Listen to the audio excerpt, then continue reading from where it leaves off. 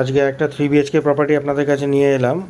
এই 3 BHKটা আছে সারদাপল্লী লেক টাউনে, ক্লাব টাউনের উল্টো দিকে গলি দিয়ে। এটা 3 BHK ফ্ল্যাট আছে, 1250 স্কোয়ার ফিট, 1250 স্কোয়ার ফিটে, 5th ফ্লোরে আছে। টোটাল ফ্লোর হচ্ছে G+7। এটা হচ্ছে লিভিং ডাইনিং। এর সঙ্গে আপনার এই ডান দিকে একটা রুম আছে, বেডরুম, আর বাঁ দিকে একটা টয়লেট। এটা হচ্ছে কমন টয়লেট পড়ছে। পুরো রেডি টু মুভ আছে প্রপার্টিটা। এইটা হচ্ছে কমন টয়লেট।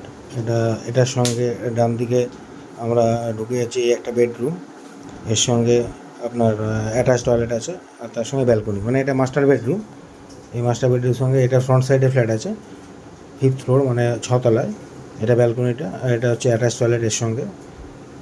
এটা পেয়ে যাচ্ছেন অ্যাটাচ টয়লেট,